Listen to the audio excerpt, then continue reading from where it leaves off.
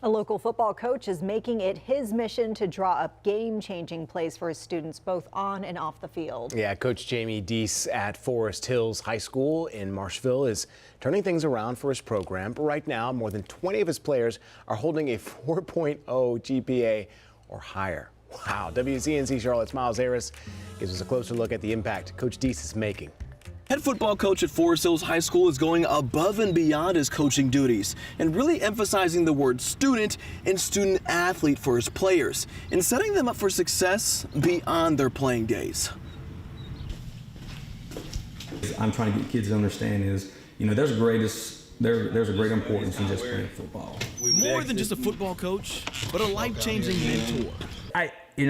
And I think in the professional what it is. Coach Jamie Deese started coaching football at Forest Hills back in 2020. And as much as he enjoys building success on the field, he's stressing to every one of his players, there's more to life. As we try to tell them is the building blocks toward your future. What's your vision? What's your plan? You got to live in this moment in order for those things to come, to reality. So we always stress about living it and just winning that day. But on the back side of this here, it's always a reminder. Coach is key to drawing up game-changing plays, maintaining accountability. And if I see a disparity where guys aren't finishing assignments, turn them in on assignments, they're missing assignment, I'm right away reaching out to them and connecting with them. Hey, what's going on? The strategy's working. His team maintaining an average GPA of 3.51 with more than 20 kids achieving a 4.0 GPA or higher.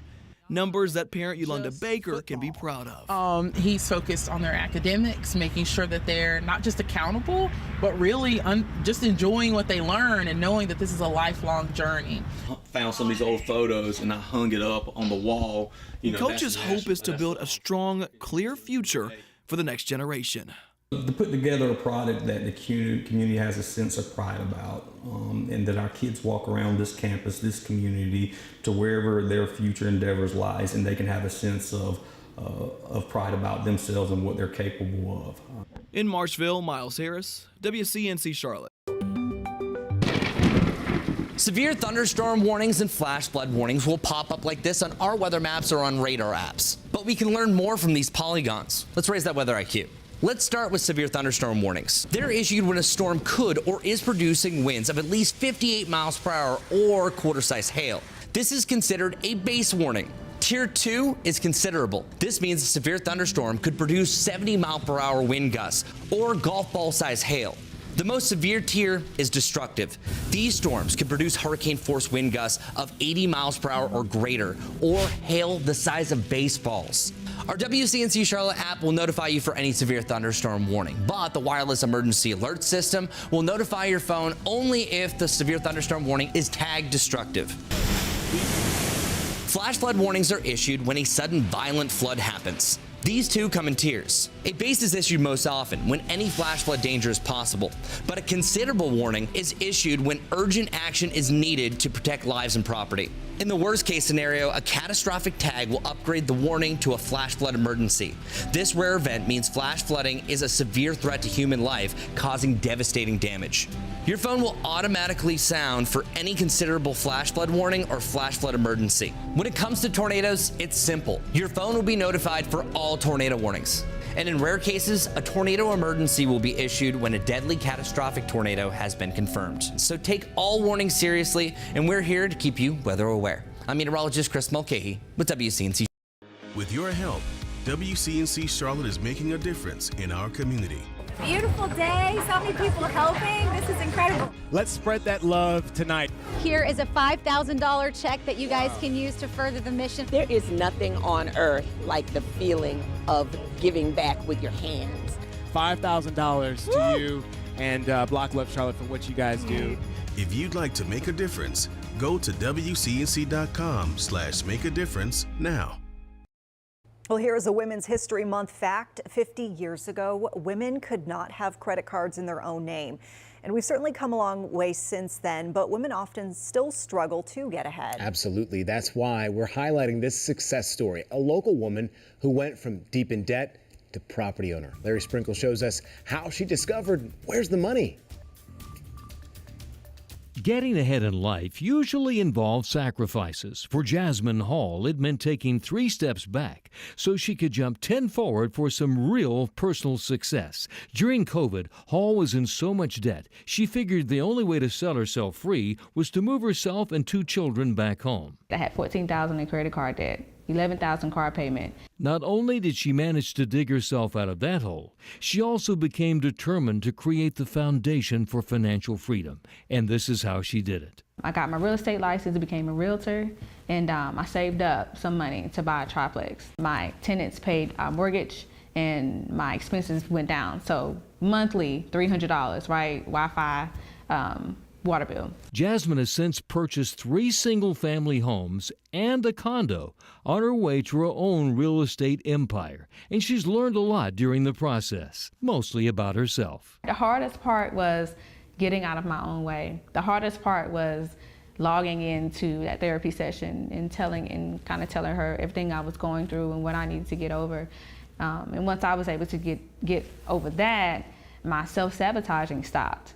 My overthinking, my anxiety, I was confident. I could sit back and love myself a little bit more. So once I was able to do that, everything else kind of fell into place. But it takes courage to choose who you want to be. Now Jasmine Hall is helping adults in similar situations get back on their feet through a webinar she initially developed for herself called the Prosperity Learning Center.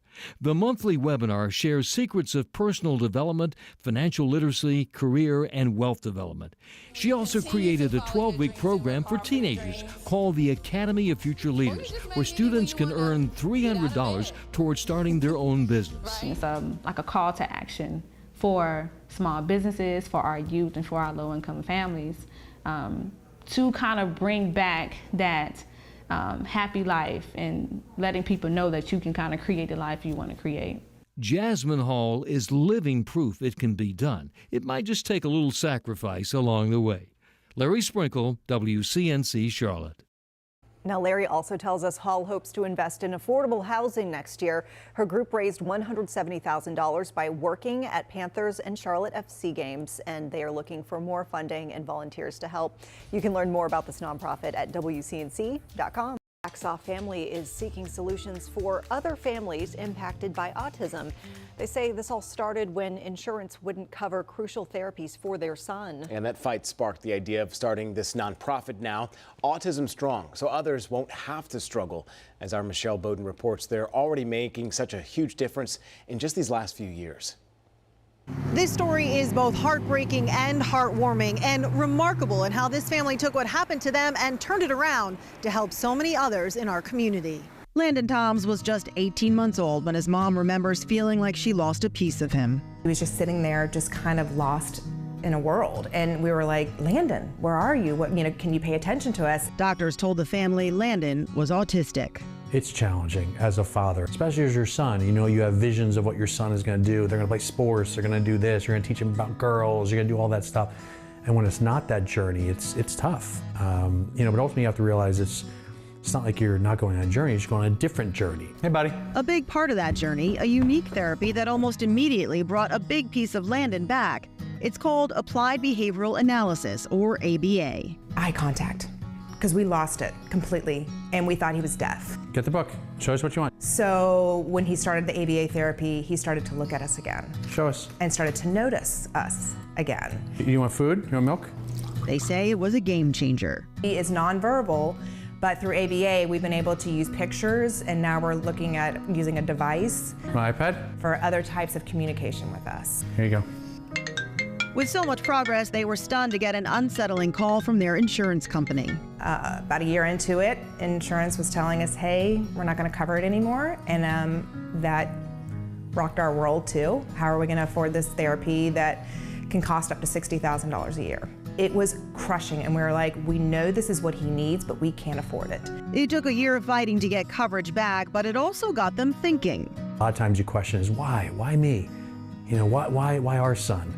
And then as this nonprofit has taken shape, it's made me realize, well, there's a reason why. Is using Landon's story to help other families.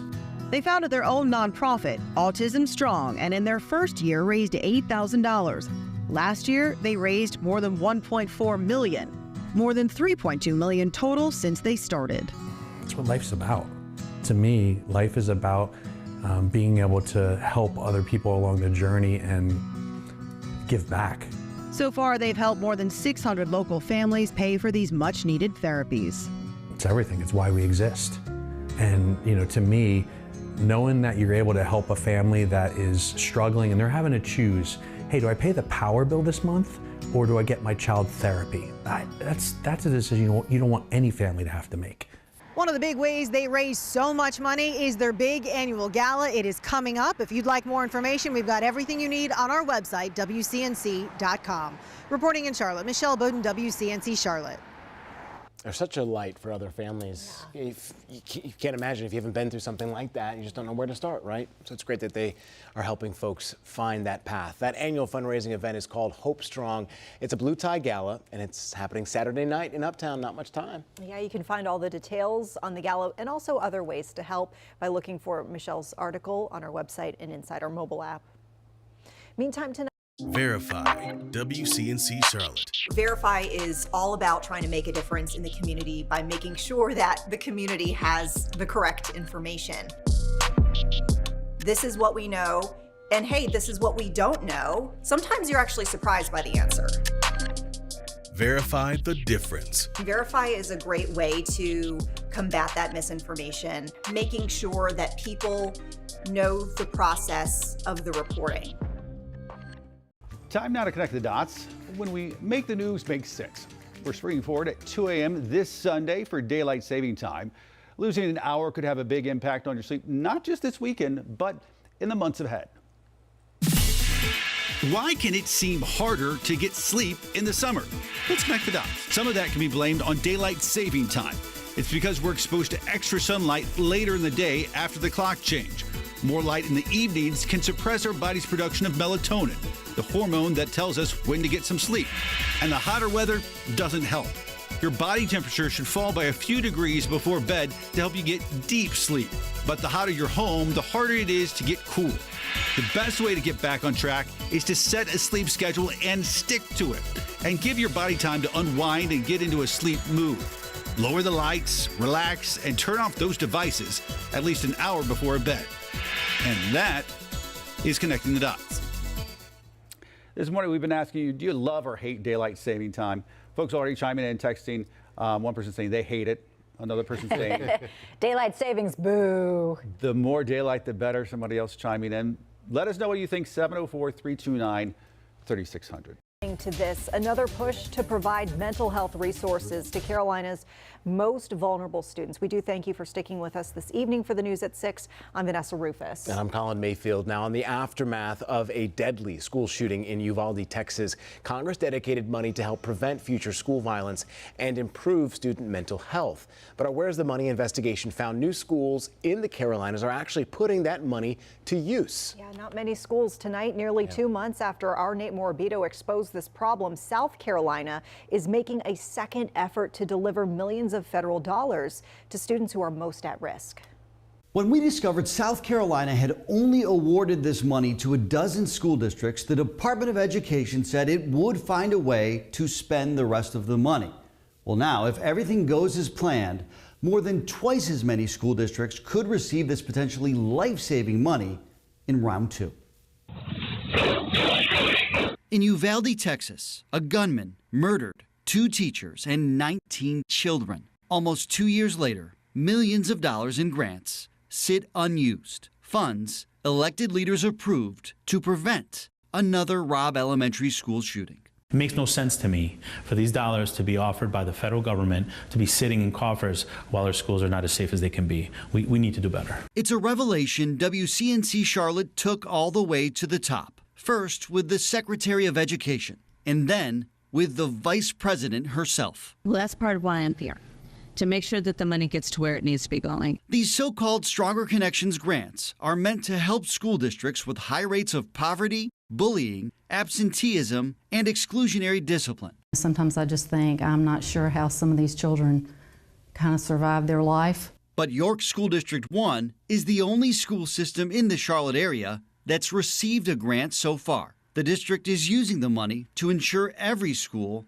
has its own mental health therapist. My mission is to help these children who are struggling so much. South Carolina is hoping others will take notice of York's efforts. If you are eligible, please apply. The Department of Education opened a second round of applications this month. Records show more than 50 South Carolina districts are eligible, and they have 2 months to submit their applications. We just want to make sure that this gets out there and we don't have to send any of it back. While South Carolina is moving on to round 2, North Carolina has still not spent a single cent of this money. You can blame that on bureaucracy and delays in communication. Nate Morabito, WCNC Charlotte. Now to go further here, we asked some of the districts that did not apply in round 1. Why not? The Lancaster County School District told us the timing was not good back then, but assured us if there was a second round, it would apply. So we alerted those district leaders earlier today that this opportunity is available to them. And so as you can see, Nate and our Where's the Money team are very hard at work. They are tracking those federal dollars. They're keeping receipts here. They're checking those. They're holding those in power accountable, really all in an effort to give you answers. So that being said, if you have something out there you think our team should be looking into, please let us know. You can send us an email to money@wcnc.com or reach out to our team on social media. Looking into our own forecast here through the Carolinas. Nice to see the sun out once again as we begin this work week, but I think you're saying winter is not yet over. It's true, Jane. And you know, Charleston, unfortunately, is in a unique spot, you know, where they sit below sea level in a lot of spots. There was a lot of heavy rain, which of course led to flooding. And then on top of that, they had onshore winds. So it was just a combination of kind of the perfect storm for all of that absurd amounts of flooding, really, in that river district there. Now, today was really a phenomenal day. So hopefully you're able to get outside. We had lower 60s for most of the area, lots of sunshine. It looks extra bright outside, and you may be thinking, how is it almost 6:15? Well, of course, it's because of our sunrise sunset change we had overnight. New sunset time 7:28. So this time yesterday, it would have been, 5:15. So now we've, of course, jumped ahead an hour. So just keep that in mind and make sure those clocks are set around the house and you are not confused, of course, heading into the work week. No one wants to be late to work, of course, or anywhere else heading into the first work week, or I guess the second work week of March. I'm getting all my dates mixed up. Now, you noticed there from our Charlotte Motor Speedway camera that it was a little bit breezy. Oftentimes our cameras that are a little bit more elevated do start to shake a little bit more, even on just a typical breezy day, which is what we had with gusts around 30 miles per hour in Charlotte. But in the mountains, those wind gusts have peaked close to 55, 65 miles per hour. And that's why there's a high wind warning in effect here for those potentials for more 60+ mile per hour wind gusts heading into the overnight time frame. Now, these winds are gusting really high because of that cold front that moved through the area overnight, and they will still stay elevated overnight and heading into tomorrow morning. Now, I'm likely expecting these to not peak closer to that 64 mile per hour range anymore. That was likely going to be the peak that they'll see, but I mean, well into tomorrow morning, still expecting the 50s before generally tapering off. So you can see this as we go hour by hour. Even our wind gusts locally here in the Charlotte area will taper off, but notice here, still very, very elevated for the mountains. Now, I show you this here to note that our winds start to drop off very quickly overnight. That will impact tonight's forecast. So while the mountains are going to still see very, very high winds and temperatures in the 20s, here across most of the area, when we get to the foothills, down toward the Charlotte metro area, and to the Piedmont and the Sandhills, you'll notice that the winds are much lighter. Well, when you have light winds, a clearer sky, and oftentimes a wet ground here, you get a lot of cold air that pools closer to the ground. This is called radiational cooling. It allows for cold temperatures to really dig in, and that's why we're expecting tonight to see the potential for temps getting close to the freezing mark, even right here in Charlotte. It's a good reminder that we can oftentimes see frost freezes well into not just March, all the way into April. In fact, our latest frost and freezes in Charlotte are into the month of May. But, when we have really warm winters, we almost seem to forget that. We want to plant and garden early. It's fun, right, when we're already in the 70s in March. But here's the plant watch the next 2 mornings. Tonight, my official forecast in Charlotte, 32. Tuesday morning, 34. So 2 mornings where frost is likely. And tonight, the potential for a light freeze. So please be mindful of that. Now, even though we do have these colder temperatures, the pollen level is still very elevated the next 2 days because just because it's cold in the mornings doesn't mean the afternoon temperatures are going to be cold too. In fact, in your Guy Roofing 7-day forecast, tomorrow 63. We are very quickly warming back into the 70s by Tuesday, so the afternoon temps are rebounding quickly. Upper 70s for our warmest day on Thursday before our next chance of rain arrives as we head into next weekend. This storm system doesn't look to linger too much. We'll see some spotty showers here and there, but certainly not a washout, Jane. And really, as we look into the extended forecast, there's a few afternoons that could be a little bit cooler than average. But I mean, when you're talking about the lower 60s, which is where we should be, versus, 77. Totally warm. In the near term, the warmth, I think, will really outweigh the fact that a few nights maybe could be. I feel like a lot of people are going to be hitting the golf course this week. I think so, In but the later hopefully they hours. have their jackets early. Okay. And those layers, because when it starts off at 32, right, and you're in the All over the 70s by place. the afternoon, you got to shed some layers. Yeah. WCNC Charlotte. Weather is a kind of science that you get to see and experience every day. And I think some people don't even realize how much it affects them. That weather has a huge impact on how it threatens your family, your livelihood, or your home. So I think it really is one of those defining things we do that really affects everybody in our community. See the difference. That process of giving you a warning ahead of time and keeping you and your family safe is really important to me because I live here too. It's my family, it's my friends, it's my neighbors. Well, an 11-year-old boy with dreams of starting up his own landscaping business is getting some big help. We first told you about Quentin Hines earlier this week. Now he's getting a big boost, getting some fresh new tools. WCNC Charlotte's Miles Harris gives us a closer look. To see him